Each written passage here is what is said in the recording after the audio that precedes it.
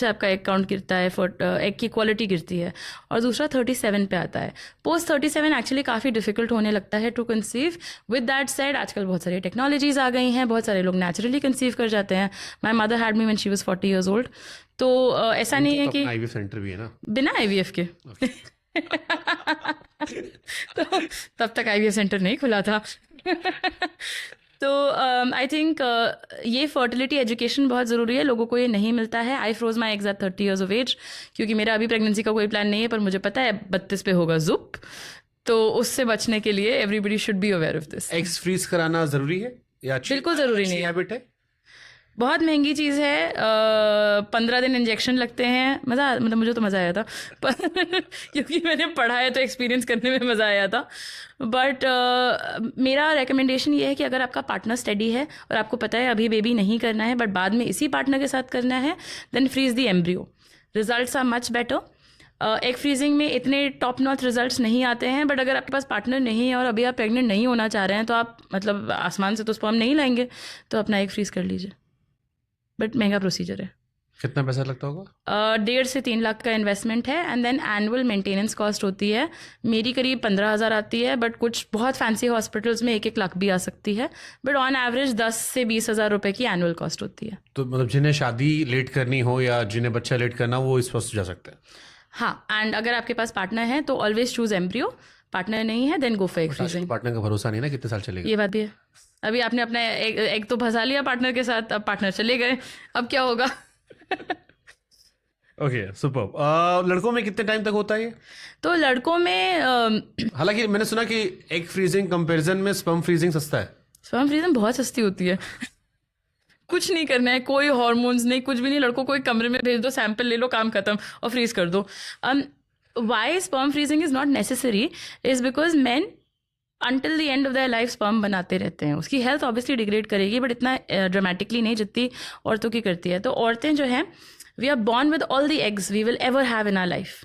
तो जब मैं पैदा हुई थी तो मेरी जितनी जिंदगी भर के अंडे हैं मैं उसको लेके पैदा हुई थी। ऐसा समझ लीजिए आप बैंक में कुछ सर्टन अमाउंट पैसा लेके पैदा हुए हैं। जिंदगी कटती जाएगी, पैसा कटता जाएगा, वैसे ही एग्स कटते जाते हैं। तो मेनोपॉज तब होता है जब आना चाहता है आपकी बॉडी में करीब 1000 अंडे बचे हुए हैं, तो आप 2 लाख से 1000 पे उतर आते हैं। आदमियों के साथ ऐसा नहीं होता है। एवरी 72 डेज ऑन एवरेज नया स्पर्म बनता है। तो ये कॉम्प्लिकेशन है ही नहीं जब आदमियों में, तो क्यों फ्रीज करना है? अनलेस ऑफ कोर्स वो आर्मी में है, कोई ऐसी इंजरी होने का रिस्क है। मतलब हम ऐसे लोगों को काउंसिल करते हैं स्पर्म फ्रीज कर ले, या जेंडर एफर्मेशन सर्जरी कर रहे हैं और उनके टेस्टिकल्स हटने वाले हैं तो अपना स्पर्म फ्रीज कर लें, या कीमोथेरेपी होने वाली हो जिसमें कोई भी ऐसी ड्रग्स मिलने वाली हो जिससे उनके स्पर्म को इंजरी हो सके तो फ्रीज कर लें। बट मतलब सोशल फ्रीजिंग का कोई कॉन्सेप्ट नहीं होता है आदमियों के लिए। एग्स और स्पर्म पर सबसे ज़्यादा साइड इफेक्ट किस चीज़ का पड़ता है? बहुत एवरीथिंग इम्पैक्ट्स इट। औरतों को अनफॉर्चुनेटली आप जिंदगी का हर एक डिसीजन आपके एग को इम्पैक्ट करता है, क्योंकि आप वो शुरू से लेकर आखिर तक कैरी करते हैं। आदमियों के साथ वही it's little bit of nature. मैया ने ऐसे है कर दिया है औरतों के साथ। आदमियों पे इतना इम्पैक्ट नहीं होता है बिकॉज 72 डेज पे नया आता है। One very important factor that is very very religiously important to consider, smoking. Smoking का बहुत इम्पैक्ट पड़ता है एग क्वालिटी पे, स्पर्म क्वालिटी पे। तो if somebody is wanting to try to conceive और भयानक सुट्टेड़ी हैं वो, तो वो सुट्टा छोड़ दें 3 months एटलीस्ट, 6 months आइडियली।